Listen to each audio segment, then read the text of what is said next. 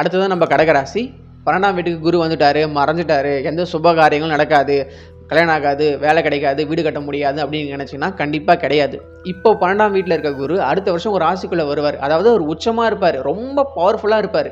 ஒன்றும் இல்லைங்க, நீங்கள் உங்கள் ஃப்ரெண்ட்ஸோட நாளைக்கு டூர் போக போகிறீங்கன்னா இன்றைக்கி உங்கள் மைண்ட் செட் எப்படி இருக்கும்? ரொம்ப குதூகலமாக இருக்கும், எதை பற்றியும் கவலைப்பட மாட்டீங்க. கீழே விழுந்து அடிப்பட்டால் கூட அது போயிட்டு போகுது அப்படின்னு சொல்லிட்டு அதை அசால்ட்டாக விட்டுருவீங்க. ஃப்ரெண்ட்ஸுகளோட ஒன்றா ட்ராவல் பண்ணுறது, அந்த ஒரு என்ஜாய்மெண்ட், அந்த ஒரு மைண்ட் செட்டில் தான் நீங்கள் இருப்பீங்க. ரொம்ப குதூகலமாக, மகிழ்ச்சியாக, ஆனந்தமாக தான் நீங்கள் இருப்பீங்க. அதே மாதிரி தான் அடுத்த வருஷம் குரு பயிற்சியில் உங்கள் ராசிக்குள்ள வந்து ஒரு உச்சமாக போகிறார். 12 வருஷத்துக்கு ஒரு டைம் தான் உங்கள் ராசிக்குள்ள வந்து ஒரு உச்சம் அப்படிங்கிற ஒரு மாபெரும் ஒளியை அடைய போகிறார். அப்படிங்கிறதுனால உங்கள் ராசிக்கு பின்னாடி ராசியான அந்த மிதுன ராசிக்குள்ளே இப்போ இருக்கிறதுனால பெரிய கெடுதலை அவர் செய்ய மாட்டார். நான் உச்சமாக போகிறேன்னு சொல்லிட்டு அந்த மைண்ட் செட்டில் தான் இருப்பார்ன்றனால அவர் உங்களுக்கு கெடுதலை செய்ய மாட்டார். நிறைய சுப காரியங்களை அவர் நடத்துவார். இவ்வளோ நாள் வேலையிலையும் தொழிலும் ரொம்ப கான்சன்ட்ரேஷனோட இன்ட்ரெஸ்ட்டாக அதுலேயே ஃபோக்கஸாக இருந்த கடகராசிக்காரங்களுக்கெல்லாம் தூக்கம் வந்து பாதிக்கப்பட்டிருக்கும்.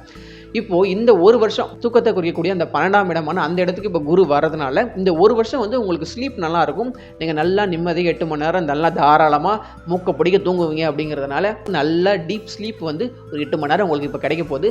நிம்மதியாக தூங்குங்க.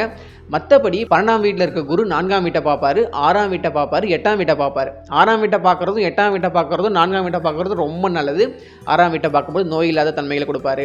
8ஆம் வீட்டை பார்க்கும்பொழுது இந்த வம்பு வழக்கு, அசிங்கம், கீழே விழுறது, விபத்து நடக்கிறது, இது போல விஷயங்கள் எல்லாம் உங்களை காப்பாற்றுவார். பல வருஷமாக வீடு கட்டிட்டு இருப்பீங்க, அதோடைய ப்ராசஸ் எல்லாம் கிட்டத்தட்ட வந்து முடிஞ்சு எட்ஜில் நிற்கும். அதை கம்ப்ளீட் பண்ணி கொடுப்பாரு. 4ஆம் வீட்டுக்கு வந்து குரு பார்வை விழப்போகுது. அப்படிங்கிறதுனால வீடு கட்டிட்டு இருந்தீங்கன்னா அதெல்லாம் கட்டி முடிப்பீங்க. புதுசாக ஒரு வண்டி வாங்க போறீங்கன்னா லோன் போட்டு வாங்குறீங்களா இல்லை கடன் வாங்குறீங்களோ, எப்படியோ வாங்கி அந்த வண்டியை வாங்கி ஃபோட்டோ எடுத்து இன்ஸ்டாகிராம், ஃபேஸ்புக்கு, வாட்ஸ்அப்னு நீங்கள் ஸ்டேட்டஸ் போட போகிறீங்கன்றதுனால இந்த குரு பெயர்ச்சி கடகராசிக்கு பெருசாக கெடுதல் செய்யாது. 12ஆம் வீட்டில் இருக்கிறது நல்லது தான். 12ஆம் வீட்டில் போய் குரு மறைஞ்சிட்டாருன்னு சொல்லிட்டு கடகராசிக்காரங்க யாரும் ரொம்ப ஃபீல் பண்ணிக்க வேணாம். அந்த அளவுக்கு பெரிய பாதிப்புகள்லாம் இது ஏற்பட போகிறது கிடையாது.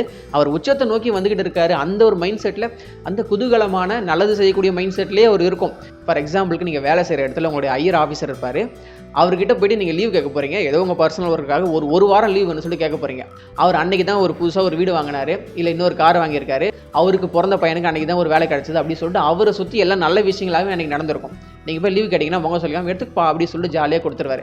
அந்த மாதிரி அந்த ஐயர் ஆஃபீஸர் இருக்கார் இல்லையா, அவருடைய மைண்ட் செட்டில் தான் இப்போது நம்ம குரு இருக்க போகிறாரு.